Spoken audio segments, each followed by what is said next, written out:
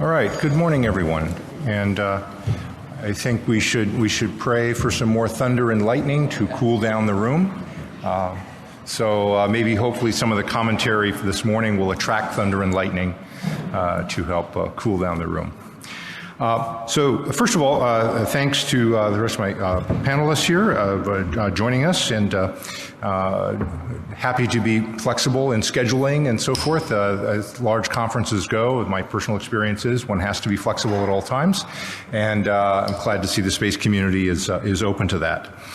This panel is on space threat profile update, and we have a number of distinguished individuals on this panel. Rodrigo da Costa, the Executive Director of the EU Agency for Space Programs, John Huth, the Defense Intelligence Officer for Space and Counterspace, the Defense Intelligence Agency, Pascal Legai, from Senior Advisor to the EUSPA Director for Security Affairs, the European Space Agency, and I see my friend Jill Stuart. Jill?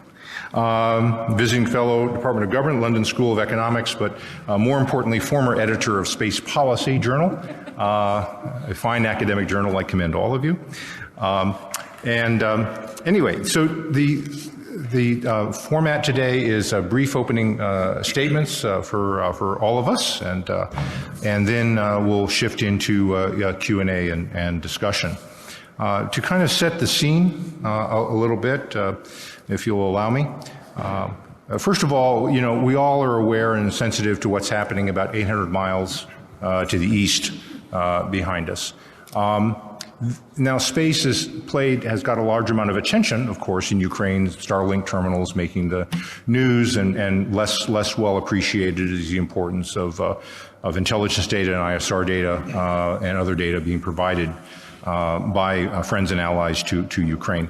But Ukraine is not the first space war. I mean, we've certainly seen past examples, Persian Gulf and otherwise, Bosnia and so forth, of the use of space systems.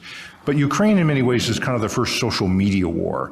It's one where space technologies and information are more widely available to civilians, non-combatants, combatants on all sides.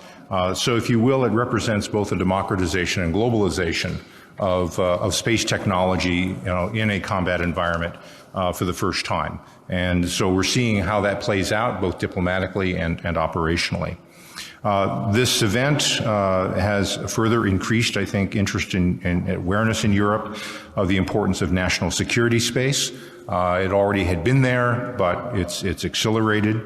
I would probably look forward to the discussion to ask about thoughts that our European colleagues may have on the future roles between national space agencies, ESA, European Union, on national security items. One of the things I spent a lot of time in Washington doing, particularly with congressional staff, is explaining the difference between U.S. Space Command and U.S. Space Force. That's often not appreciated, that the difference is one does organizing, training, and equipping, and the other actually executes and implements combatant plans through the various geographic commands. Here in Europe, my question is there going to be an emergent function for space security in Europe where maybe the EU or other coordinated programs wind up providing the organized, train, and equip functions, and then national entities decide how they're going to implement. And of course, as an American, I will look to NATO to be that implementing. But there are many countries, obviously, who are not part of NATO. Increasingly number are. But how there'll be a split and role of responsibilities between those who organize, bring capabilities together, worry about supply chain, worry about industrial base, as opposed to those who are actually operating and deploying those forces for defense purposes. The problems with Russia are quite overt and clear. The problems with China are more subtle. In the case of China, we're looking at their intentions and capabilities, how they behave in other domains.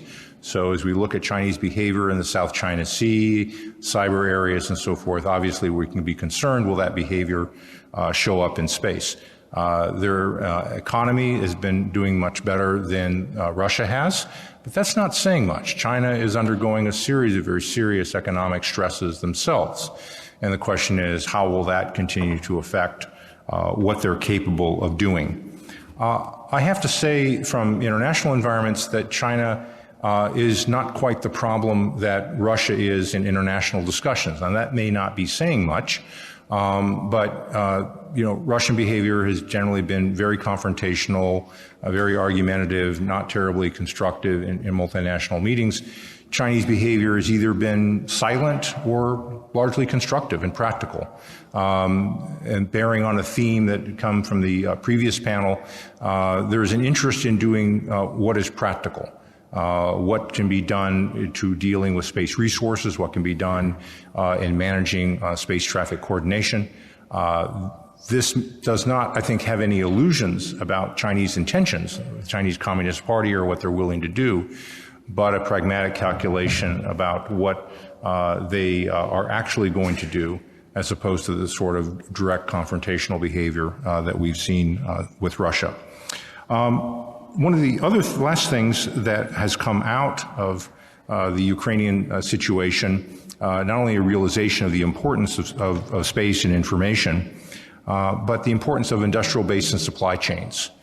We've all been kind of synthesized to this as a result of COVID, but it's really come to the fore about how telecom systems, food systems, pharmaceutical systems, everything, this is the other side of globalization. And as a result of all that, I think we're seeing a transition not to a new Cold War, but definitely to a new situation where there still is a free world, like-minded countries like many of us all here, and somebody else. And the somebody else is our authoritarian regimes that do not share the same interests in a liberal world order, do not share the same assumptions about globalization. And therefore, we should not pretend that they share these assumptions.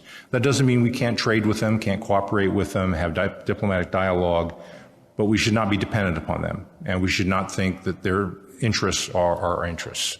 And so I think that new reality is also something that will be reflected in the geopolitical space environment. With that, let me just simply pause and really look to our first speaker, and that would be Rodrigo da Costa.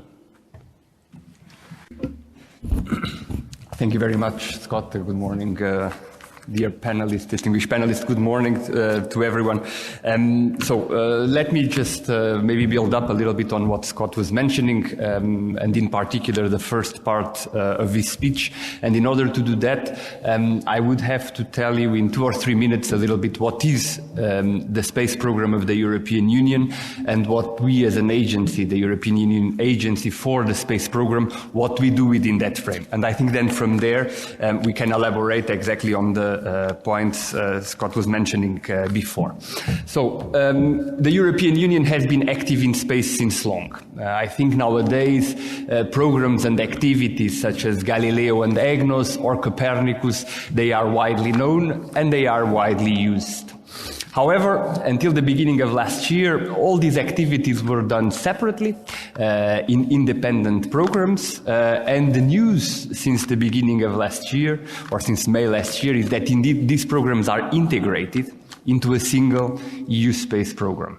And it is not only about navigation with Galileo and EGNOS and Earth observation with Copernicus, with its satellites, with its in situ measurements, but it's also about secured communications with GovSatcom. It's also about space situational awareness, access to space, entrepreneurship, etc., etc.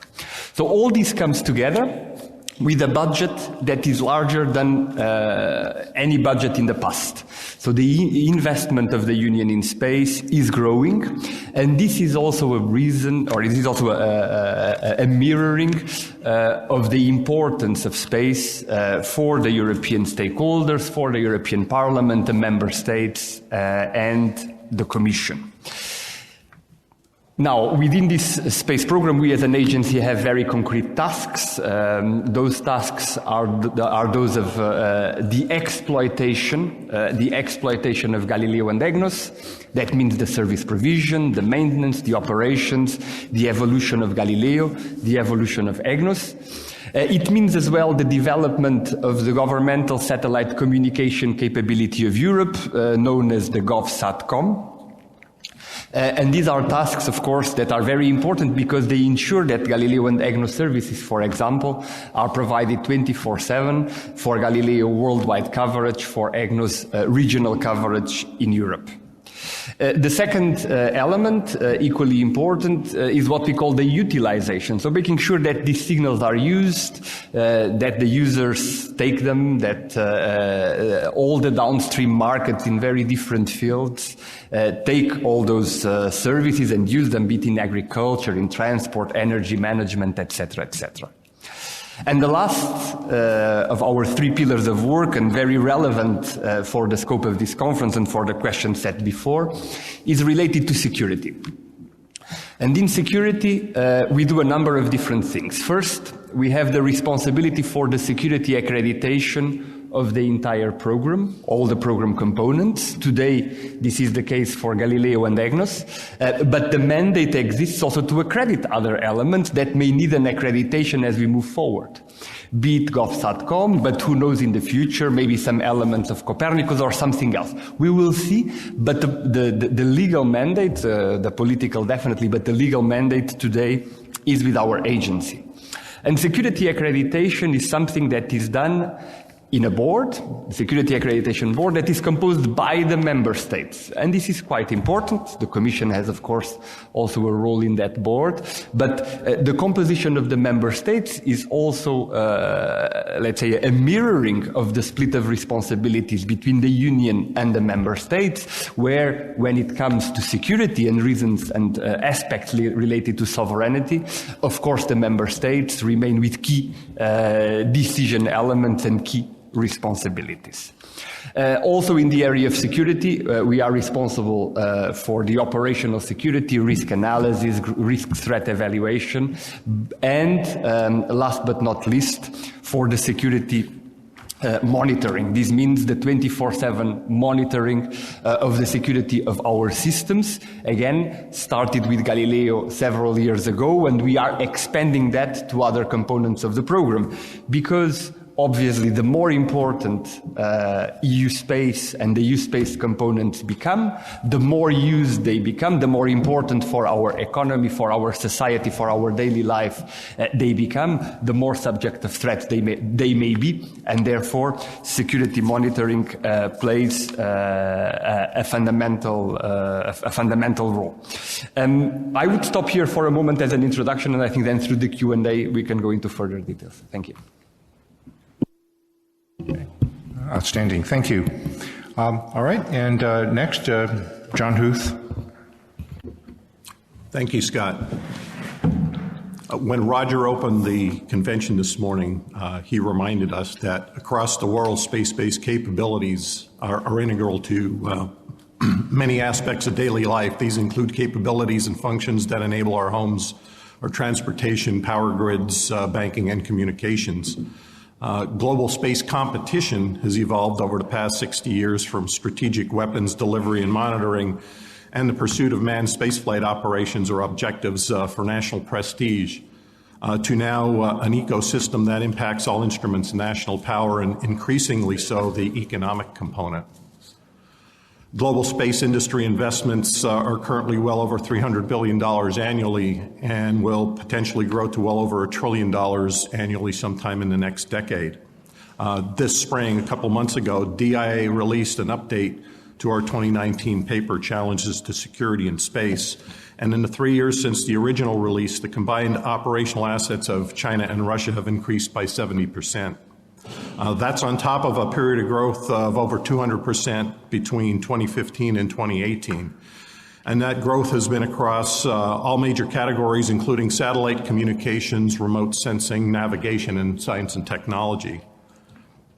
Space launch vehicles are one of those key enablers that expanded these space operations, and for decades, those capabilities were really restricted to a few spacefaring nations. However, over the past decade, other nations have been developing their own SLVs as well as an increasing number of commercial entities worldwide, steadily fielding their new capabilities. And as a result, the average price and thus the barrier to entry to space has really declined.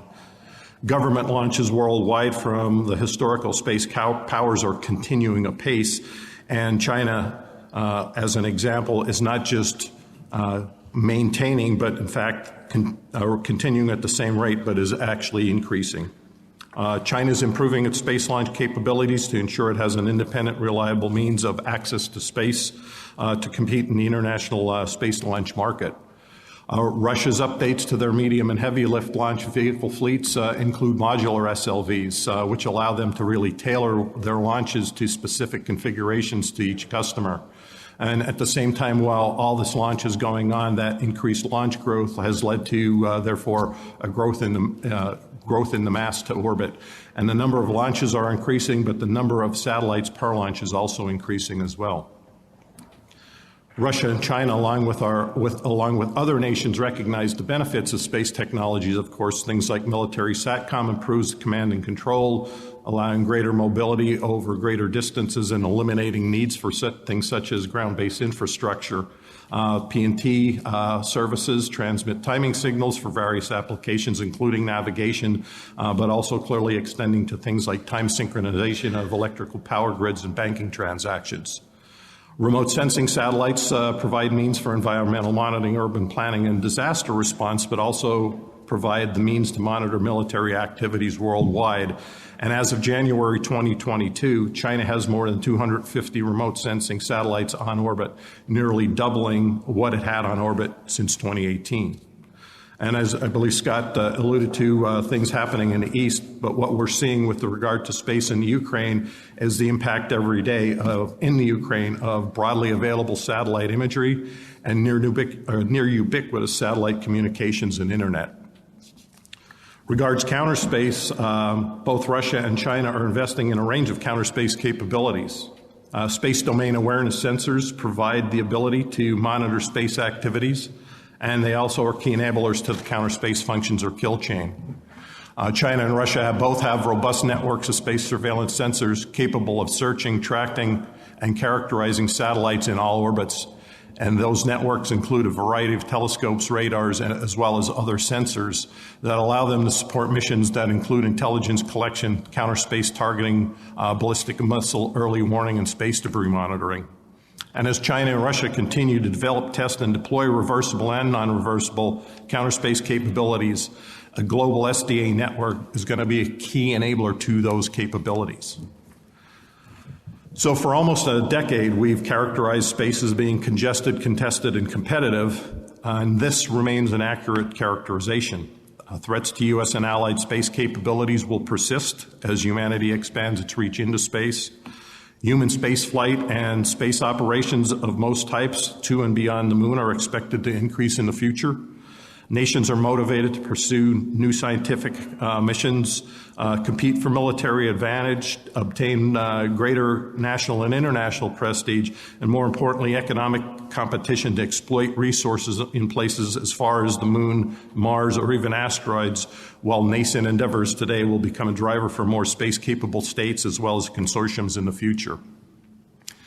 As China and Russia develop capabilities initially for scientific exploration, we need to be cognizant of their drive for dual-use applications, or what the Chinese call civil-military fusion. On-orbit refueling, inspection, debris removal are all examples of capabilities that can serve dual purposes. China and Russia's space exploration continues to expand into cislunar orbits, where monitoring activities are much more challenging, and provides a vantage point from which they can hold other space capabilities at risk. China continues to use traditional technical espionage and cyber espionage techniques, as well as open source collection, to acquire foreign space and counterspace technologies. This is used to circumvent the costs of research and facilitate leapfrog development by exploiting the creativity of other nations. Similarly, Russia directs a whole-of-government approach to acquire foreign space and counterspace technologies. Following sanctions imposed on Russia for its 2014 invasion of the Crimean Peninsula, Moscow has exploited multiple paths to mitigate U.S. and EU restrictions on Russia's access to space technology, though I will say those sanctions are still affecting their space systems production. If we're going to level the playing field going forward in a contested, congested, and competitive space environment, that's going to require three things. First is vigilant protection of intellectual property. That includes the economic side of things. Continued enforcement of treaties, agreements, and sanctions, and a robust space domain awareness capability to enable verification and compliance of any space behavioral norms that we have or develop. Scott. Outstanding, thank you. And next, I'll turn to Pascal Legai. Yes, thank you, Mr. Chair, and good morning to everybody. So it's a pleasure to join this panel on this topic, Space Threat Profile Update. But first, I would like to say a big thank you to the organization and to Jana, because it was a challenging moment for me to join this conference with different constellations of flights. But thank you so much again for your support. So I would like to give you some elements from NISA perspective. And in three parts for my introductory words. The first part is to give you the current landscape of the space threats.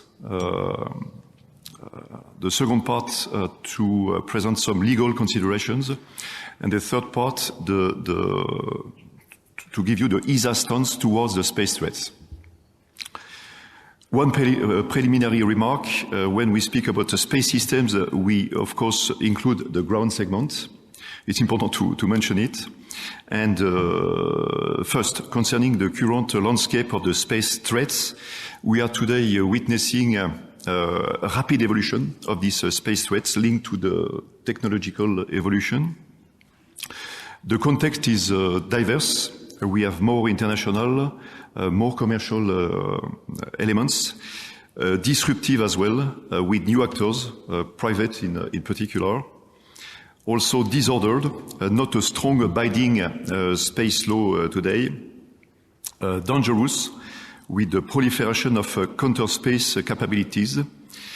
So we basically make today a distinction between four main categories of threats. The first one is what we call the kinetic physical threats with irreversible damage. For instance, ASAT, the anti-satellite capabilities. We have also the possibility of an explosion of charge near a satellite. Also debris. So I include the debris in this category as well, of course, because it's also a physical impact on the space systems. Another category is the non-kinetic physical threats. For instance, the high-power laser, high-power microwave as well, electronic pulse, for instance. Concerning the electronical threats, we have also different possible actions, such as jamming, spoofing, beaconing, for instance. I also include space weather, solar flares in this electronical threats category. Another one is concerning the cyber attacks and impacting directly data, but also systems using this data. And with the potential risk to take control of the satellite. So the limits between electronical threats and cyber threats are not so clear sometimes, but I consider that we can make a difference between these two categories. The second part about the space legal considerations. We have already some known elements. The Outer Space Treaty, of course. This is the basis of this legal context. Different conventions and agreements, but also the EU initiative concerning a code of conduct for outer space activities, still pending, no formal document today. A lot of pending legal issues are to be considered as well. For instance, when we speak about aggression, how is it possible to characterize an aggression in space? Who is the author of this possible aggression? Is it intentional or not? Can we consider that aggression means also the use of weapons? And in this case, what is a weapon in space? how to characterize this weapon? A debris generated on a voluntary basis, is it a weapon? Among these questions. Another point, there is also no notion of territoriality in space, and we cannot, of course, appropriate a piece of space or a celestial body today. So it becomes difficult to invoke a self-defense, and if we cannot characterize an aggression and its intentionality, it becomes complex to invoke again legal arguments for this for the space domain. The last part of this quick presentation about the ESA position today. So ESA promoted the accelerator concept. Accelerator means, I would say, flagship if we compare with the EU terminology. With today 3 accelerators to be designed and developed for the coming years. One is called Space for a Green Future. Another one is Rapid and Resilience Crisis Response. And another one is Protection of Space Assets. About protection of space assets, the goal is to find the necessary protection of a space and ground infrastructure against hazards from space of human or natural origin. So we consider for this protection of space assets at ESA level 2 main hazards, debris and space weather. It's important, of course, to ensure independent access to space and the use of space as well. So with the consequences on the strategic, technological and competitive autonomy. The concrete objectives with a 10-year time horizon are first zero debris policy to ensure this freedom, competitiveness and sustainable orbits. The second objective is the safety of assets in space and on the ground, and with the aim to establish first an operational space debris system, but also an operational space weather system. This evolution, of course, are possible only through a full cooperation with the European Union and the member states. Another purpose is, of course, a possible unification of SSA, SST, STM for various user communities, such as operators or insurers. About Protect, this objective also is to enable industry and commercial actors, in particular for different activities, active debris removal, for instance, in-orbit servicing, mitigation technology, and space safety data, for example. So the purpose is to create an ecosystem of companies for a circular economy in space, and the ESA contribution in this context would be in terms of research and development. This is the ESA DNA for technology for debris neutral space flight, what we call design for removal, as well the standardized deorbiting systems, technologies for collision avoidance, and then preparing the transfer of mature systems to service providers. About cooperation, again, this is fundamental to have strong cooperation at European level first, and calling in particular for a pan-European concerted effort for research and development, standards, commercializations. The timeline, so the horizon is 2030 with a high degree of European independence. And it's possible for ESA to capitalize on existing ESA capabilities, mentioning in notably Lagrange space weather mission for this new real-time space weather forecast. Another important initiative is ADRIOS, is to clean space, and there is today a contract signed with this ClearSpace Swiss company to for an active debris removal mission.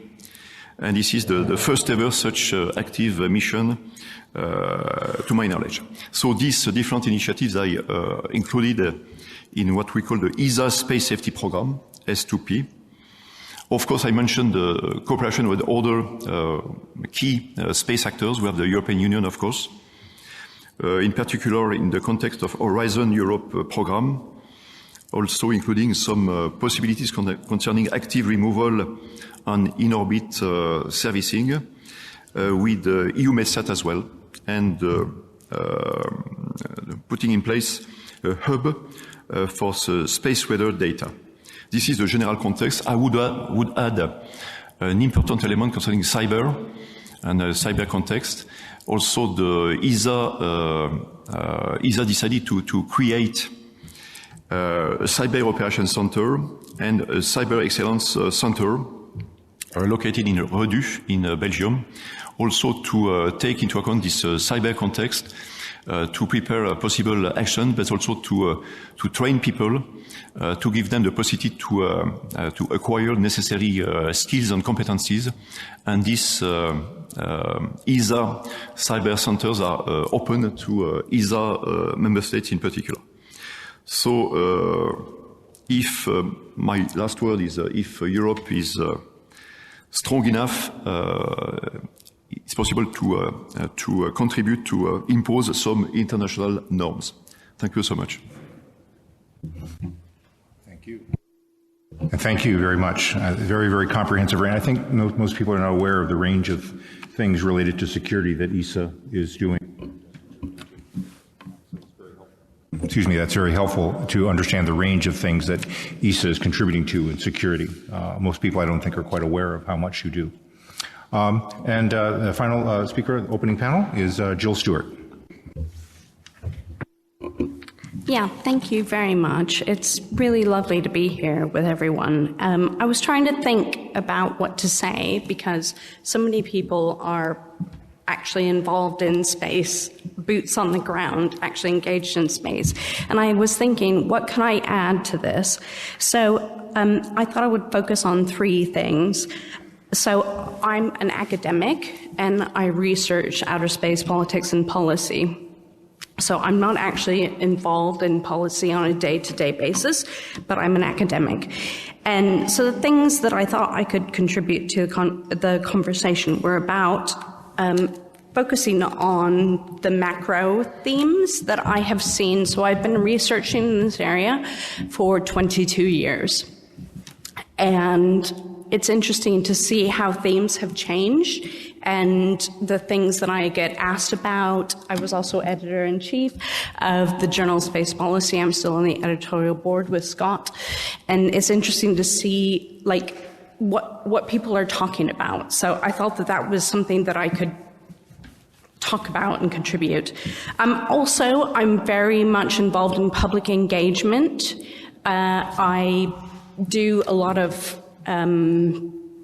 outreach, and I think it's interesting again to see how the public is engaging with space more generally, and finally again in terms of talking with students, so engaging with the youth, the next generation. So what are the main things that I would take from this that I would like to highlight? Firstly, I would say that there's a lot of increased awareness. When I first started researching outer space, the questions I got, people really just didn't understand that it was an issue. And now, people, I think because of their phones, and people understand that outer space is an issue. And so there's a lot more awareness around that, and I think that's a good thing. And then secondly, I want to talk about the change in perception of threat. So I think our understanding of threats in space has changed in line with our more general understanding of what securitization means and what threats mean. So I think we can relate this to human security and that whole discourse, which is important within international relations. But I think, yeah, we understand threat and security in space differently now, and that's a good thing, but we do need to continue to unpack that. And I think the politics around it are interesting and complicated. So the last thing that I would say is just that the sort of elephant in the living room is Russia and everything that's happening there. I don't have any easy answers on that, but I would say that my students are really aware and engaged in this, and I think that that's going to be sort of the next major issue for us going forward. Okay, very good. And so with that, as an opening sort of a scene setter, you can see the definition of threats is really quite broad, and both conceptualization of it and then the actual technical realities of these kind of threats. Taking a moderator prerogative to sort of throw out some of the first questions. I guess one of the things I'd like to, as a point of information, is I wonder if maybe our East or EU colleagues could talk about how do we have cooperation with industry on spacecraft failures? You know, something goes wrong. Is it a space weather event? Is it because a part failed? You know, in the United States, we spend a lot of time talking between the different space agencies about, you know, common faults. You know, if a part failed here, does that show up somewhere else? Is that a space weather event, or was that because, you know, somebody did something bad to us? And so eliminating possible threats and focusing on fixing problems, of course, is the first order. Was there really, in fact, a threat? So I look at the European environment and I see lots of different countries, lots of different programs running around. Where would we talk to? Where would I send a NASA person or a DoD person to have an information sharing arrangement on determining whether an event was really a threat, or was it an accident or a common fault? And either one want to take that?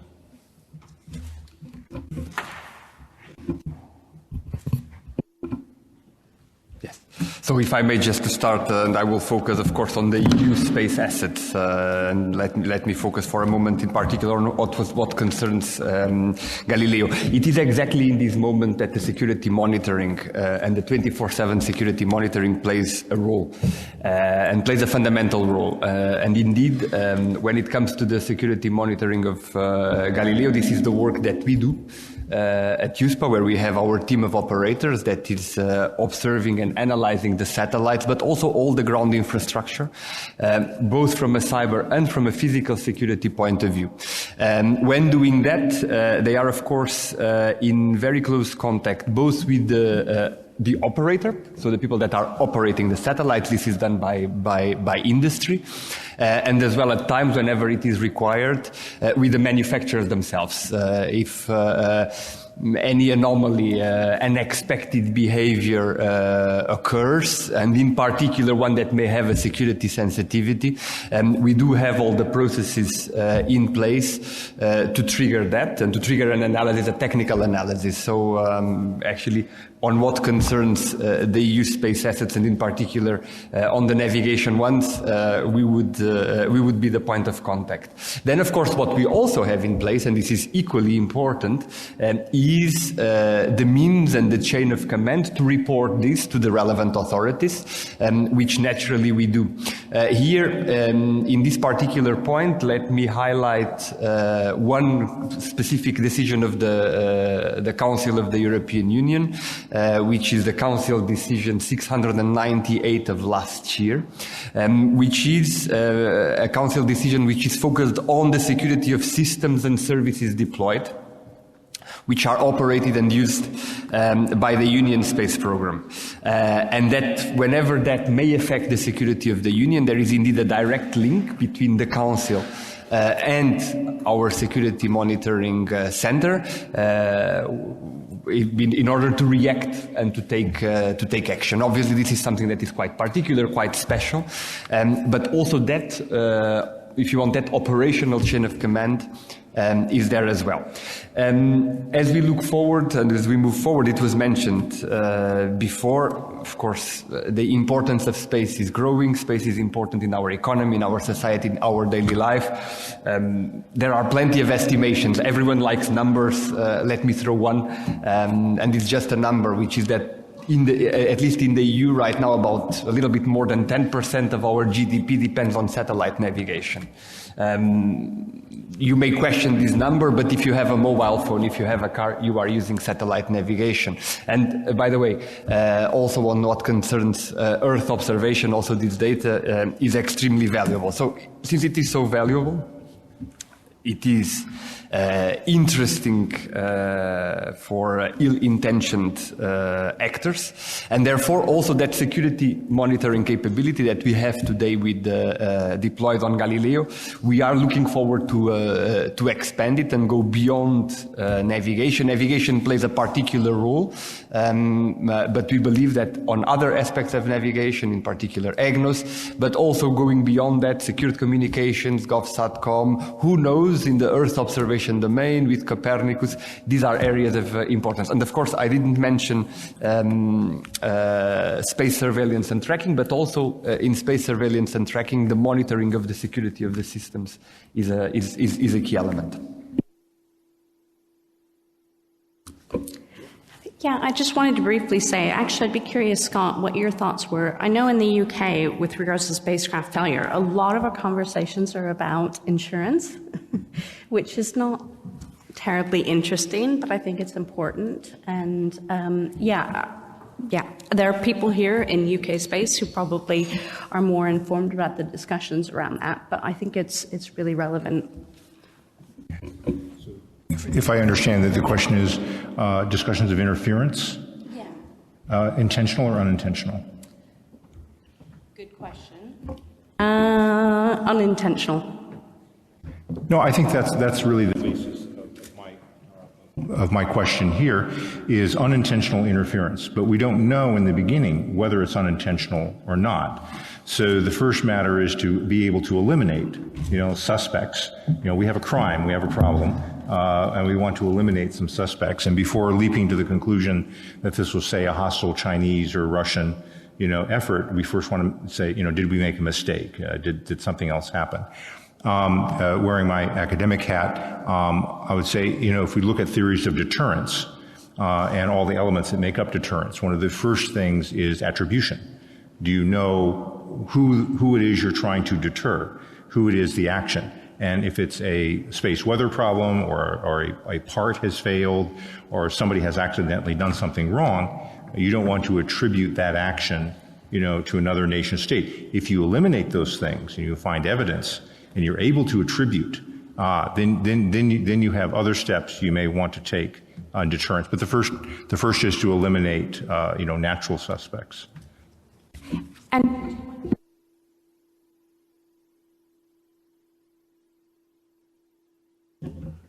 I think Europe is rather aligned. I mean, no one wants to be hasty and make an accusation that you can't back up, so you want to have evidence. And I think everybody, in terms of operating in space, wants to make sure that we understand common fault failures. I think some of the difficulty comes up in sharing maybe sensitive operational or technical aspects that may affect military systems. So there may be limitations as a result of export controls and transitions. But of course, among key allies, it's not really a problem. But the ability to share information is always going to be somewhat limited. But the goal of making sure you have evidence for whatever we say, I think is key. And if we didn't have evidence, then John would hit me, and I would react. But let me turn to my ESA colleague. Yeah.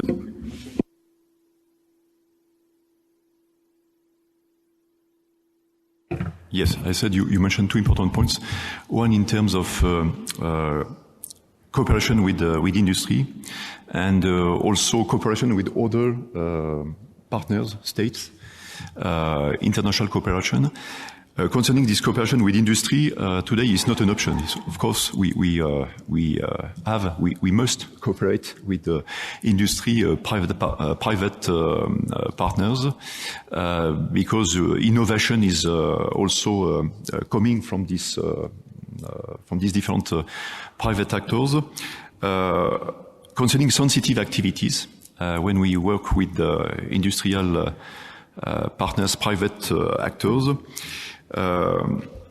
We have, of course, a specific framework for that. We cannot start immediately with industrial private actors. We need to put in place a dedicated, specific agreement for that security agreement, and it's what we do at ESA level in any case. Concerning also the sensitivity of these activities. Just to mention two of them. One is concerning the very high resolution optical system, for instance, Earth observation. About 10 years ago, the US decided to commercialize very high resolution data, 30 centimeter. In Europe, it was perceived as something very sensitive because when we speak about very high resolution, it's a military resolution. But the US decided to do differently, and 10 years later, apparently the world has not collapsed. It's still alive, and now we have Airbus Defence and Space commercializing 10 years later 30 centimeter resolution. Concerning SSA, SST data, it's also a very strategic domain, sensitive. But to my knowledge, we have already companies commercializing SSA services, US companies in particular.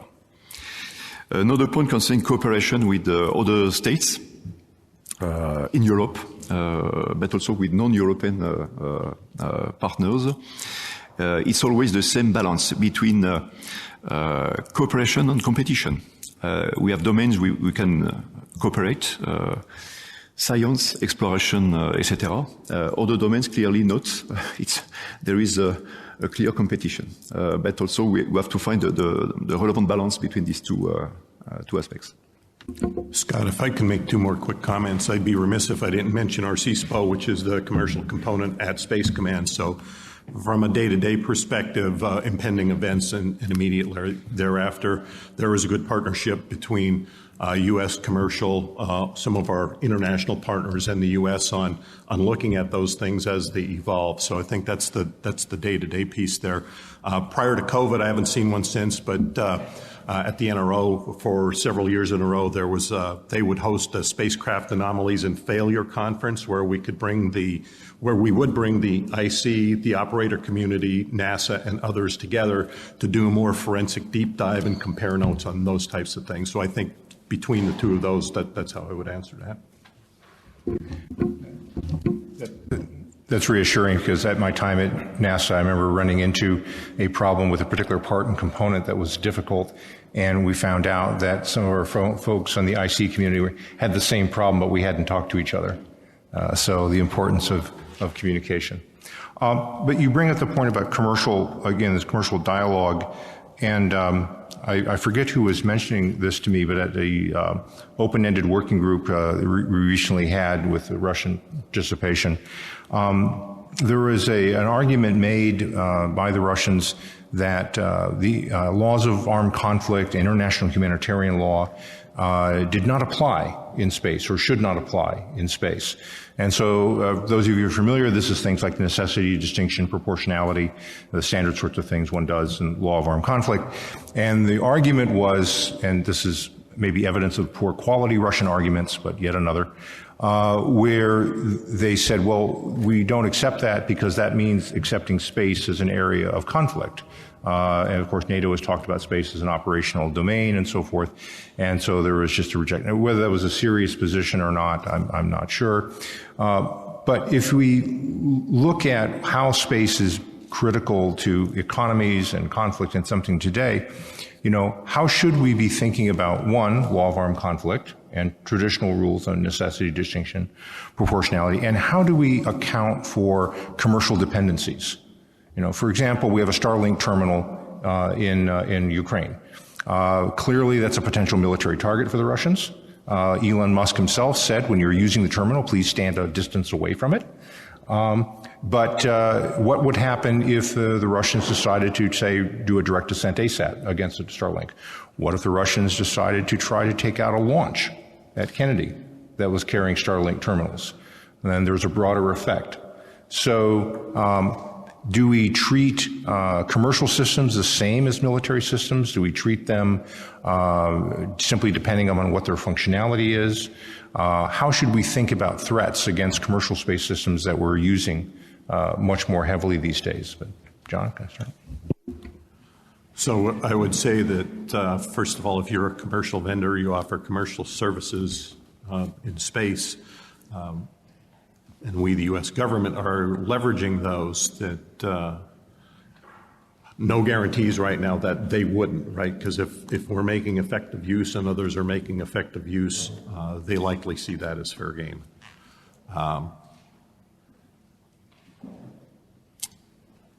Maybe I'll leave it at that, Scott. Well, the reason I bring this up is because I think a lot of us sort of recognize that a simple exchange in space is probably a stupid idea. You know, blow up our satellite, we blow up your satellite. That's kind of dumb and just creates debris that's not really terribly useful. On the other hand, we recognize space systems are very critical to functions of the economy and military. So if someone holds that at risk or attacks that, do we think about the functional equivalent? What is that functionally equivalent to? If someone takes out most of the GPS constellation, would we consider that a use of a weapon of mass destruction because of the indiscriminate nature of who it would affect as a result of that, or the broad nature of that?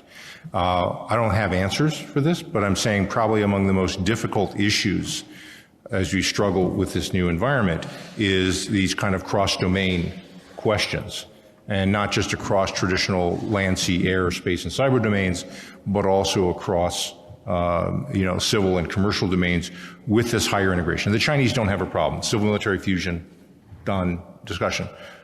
Should we simply recognize that as well? Law of armed conflict gives us some guidance, but we haven't really worked that out. And so again, I think it's an open question. I think I want to go back to your law of armed conflict. And, there are things like the rescue agreement, there's the outer space agreement. So where is the gray area in that, or is there gray areas in that? So some of that's context dependent. I think it's important to look through that. I wanted to add that on to the first part of your question. So, are astronauts eligible for the Geneva protections? Okay. Hopefully a question we will never have to face. But, Jill?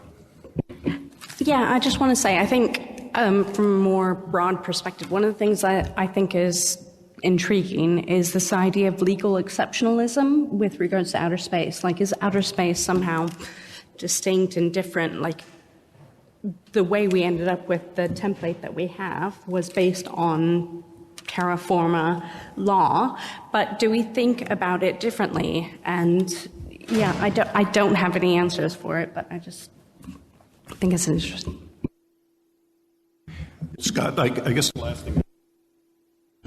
last thing I'd say is a lot of those policy discussions on, what might constitute a WMD in space based on what type of assets may be influenced. Those are still ongoing. A lot of that's ongoing policy discussion. Yes, thanks. Just a few remarks. You mentioned this the potential threats against commercial systems.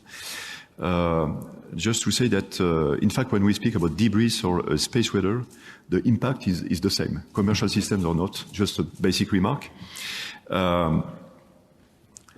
Also, it's more in terms of intentional action against a space system. It depends on the effect you are expecting. If you want to target a commercial system or a non-commercial system, institutional system, but the risk is the same, the threat is the same for all kind of systems. And by the way, usually we define categories And I mentioned different categories at the beginning, but concerning the military systems and non-military systems.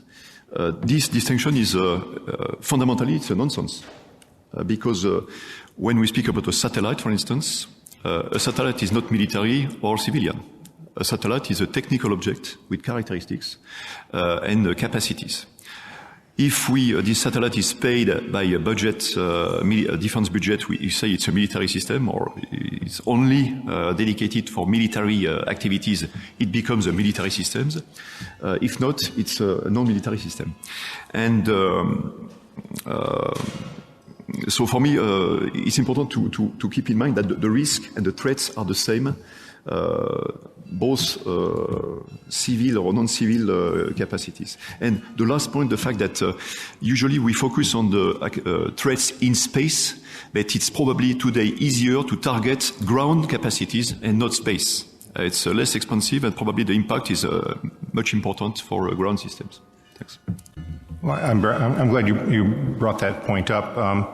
Actually, I'm old enough to remember or been exposed to ground-based threats from Soviet forces attacking sites in the U.S., and there were some fairly extreme possibilities that went on there. So the idea of being worried about ground terminals and targets is not a new one, but it's maybe one we've forgotten that will be coming back to us again. And I think the other thing is sometimes there's the thinking that somehow commercial is in it's a special category, that because it's commercial, it won't be subject to these kind of risks. And I think, as you point out, it's merely a technical system. And what does it do? What is its utility? What value, do these things have? And what is missing is we don't understand what values people provide for it. There's a number of uncertainties. If I attack something, what am I intending to do? What effect do I have? And I'm uncertain as to what the result is. What does the person I'm attacking perceive? And what do they think about it? How do they respond to it? Not only technically what do they perceive, but what do they think it means? And there's a larger political context. A lot of times we will talk about space as if it's a separate game happening in its own area, but it's not. It's something that will be tied to a particular scenario, whether it's Ukraine, whether it's Taiwan, the South China Sea, whether it be someplace in the Mediterranean. There's going to be a political context, for that.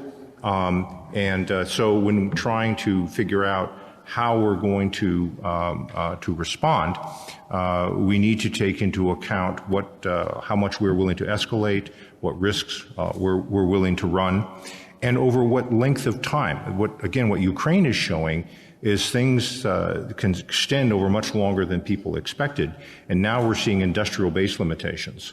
We're seeing concerns about how long can Ukraine hold out. Well, they can hold out if we continue to supply them, but that means supplying weapon systems and flows going in there. And so supply chains and industrial base capabilities on the ground, to mention, are a critical part of meeting those threats. And so they're not all just in space. Sorry, end of speech. I will stop. Let me take maybe a question from the audience so I don't completely dominate all this. I see a question. Sorry.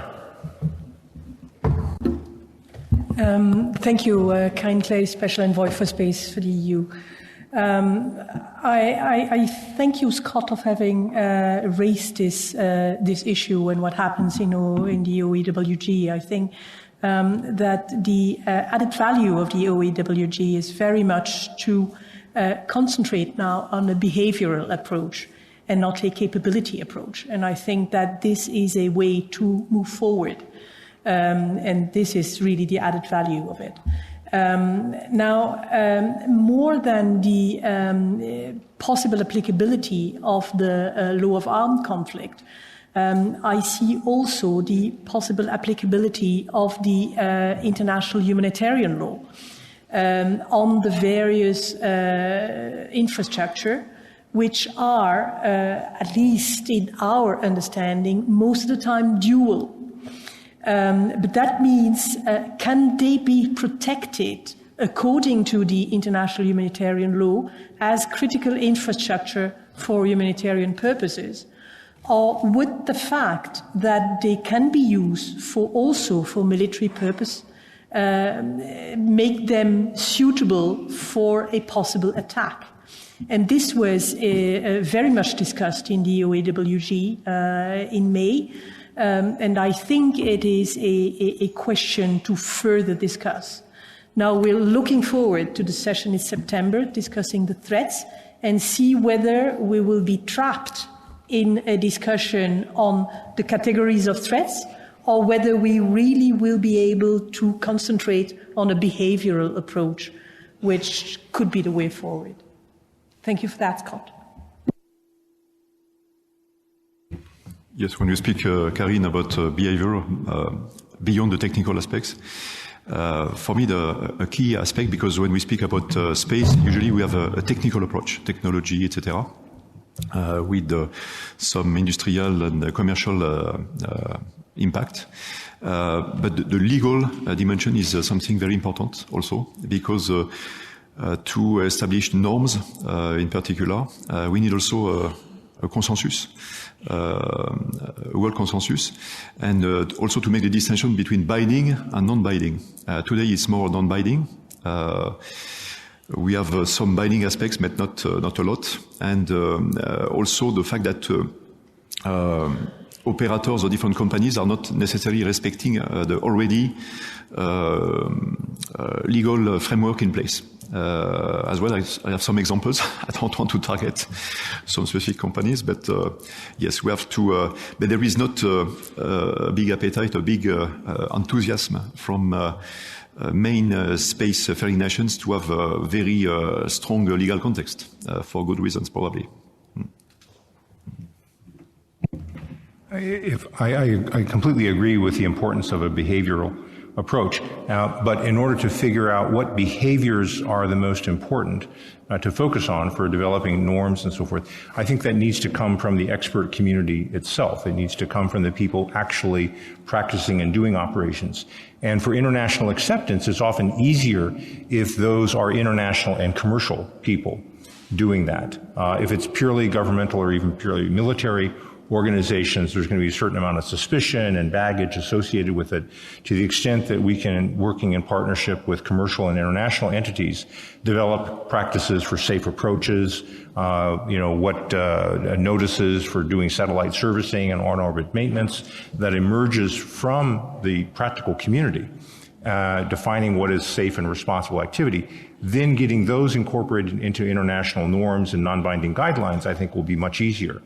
But at the end of the day, the regulation, I think, as a previous panelist said, the regulation will be with the nation state.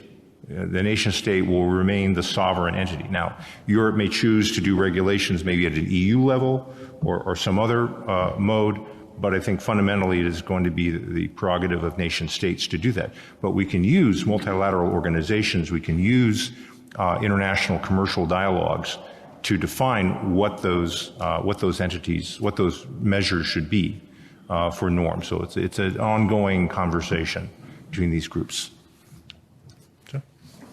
If I may just very briefly also to comment on a few elements that were mentioned before. First of all, and it was said, and I also believe that the collaboration and the joint work with industry is fundamental.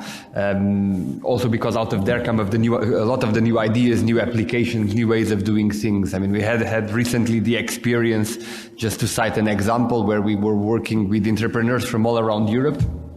And just by a matter of curiosity, we decided to create a little prize on innovation with quantum technologies. And honestly, we were not expecting concrete results. These are really innovations. We were expecting startups with business, with, let's say, technical approaches and business models ready to develop in markets that are more mature, and we started there, and there came ideas and came let's say ways of how to using quantum keys, which for us were completely novel. We need to tap into that knowledge, so we cannot work, and we will not work at governmental level, also at EU level, isolated from industry. But this indeed makes the question you've asked before, then how to deal with the this duality makes it even more important and more relevant. Then on the point that was mentioned by Karin just before, let's look for a moment at Galileo. Galileo today, indeed, there is governmental use of Galileo. Galileo is a civil system under civilian control, but there is governmental use of Galileo. There are signals of Galileo, the public regulated signal that is developed specifically for governmental use, and then it is up to the member states of the Union to decide how they use Galileo within the regulatory framework that was jointly agreed by all the 27. But at the same time, Galileo already today is fundamental for our economy and is fundamental for our everyday life. And by the way, Galileo is also being used in humanitarian missions. We have launched collaboration between European NGOs and startups and entrepreneurs that we called EUSPA for Ukraine, where we bring together the NGO needs and the ideas that entrepreneurs and startups may have in order to answer those needs. There have been already a number of events, matchmaking events. Now there is a hackathon that is planned for the end of the month. But also there we see through this type of measures, Galileo also being utilized in the humanitarian support. How to solve these complex issues? Well, obviously, as an agency, I don't have an answer, but definitely at political and policy level, these are very, very important topics to be discussed.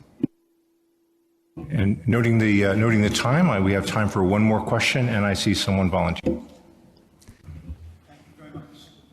Thank you very much. Simon Jones from the UK Foreign Office. I'm going to be talking a little bit more this afternoon in panel 4 about the open-ended working group and the responsible behaviours approach. I just wanted to pick up on the discussion around legal frameworks, which was very much the focus of that first meeting in May.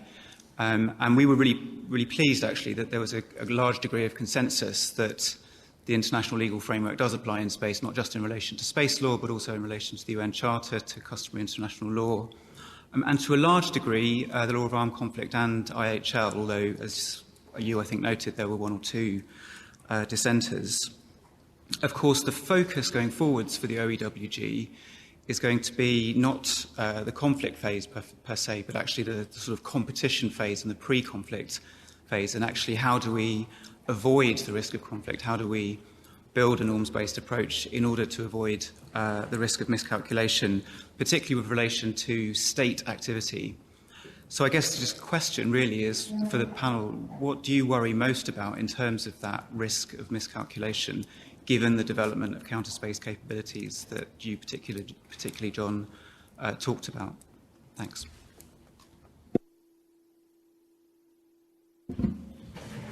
I don't know if there's a specific analog, but in the lead up to the Ukraine invasion, certainly I'll say the U.S. intelligence community leaned pretty far forward, based on direction, but leaned pretty far forward to call out the Russians and what we anticipated they would do. I think that worked fairly well. I think that informed the international community of what to expect, where maybe not everyone was on board or understood that. And so I think just going forward in the context of a conflict that could extend to space, things like space domain awareness and other capabilities as they develop, being able to share that early and share that often to maybe short circuit some things that might happen.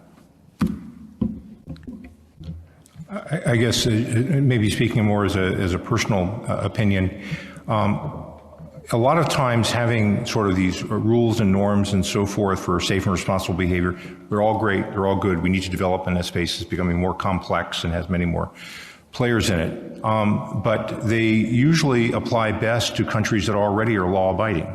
You know, the voluntary compliance with law is something that every state has to rely on with its own citizens, and it's what the international community relies on. So everybody in this room is not the problem. And among like-minded countries, military force is simply not an issue. We'll have disagreements and arguments with each other over how to phrase this or that or what interpretation to have. But fundamentally, we're all part of an order where we agree that, UN Charter applies and we're not going to do anything against each other. The problem is with the exceptions. We have, two large Westphalian states in China and Russia. They're not, international terrorist organizations, although they engage in terrorism. But there are two Westphalian states that are very much 18th, 19th century at best systems. They are not acting in accordance with international law. And so trying to polish international law to sort of work around that and pretend that they are, I think it kind of deludes ourselves. So we want to get to a point where they are part of an international legal order, like kind of the rest of us are. But in the meantime, realpolitik, actual military power, deterrence, force, blood, and money is going to be what's necessary to keep 800 miles away from coming closer. And that's the same for keeping peace in the Indo-Pacific. We ask for a free and open Indo-Pacific. That fundamentally depends on the will and capability to keep it that way. It's unfortunate, but I think that we should those fundamentals first. Do international liberal legal structures and coordination and competition with each other, with everybody else. But realize that we are dealing with countries that are not really part of that order, even if they say they are on the surface. The reality is they're not. So with that maybe more pessimistic assessment, let me ask your indulgence to break for coffee and lunch, and we'll look forward to the next panel.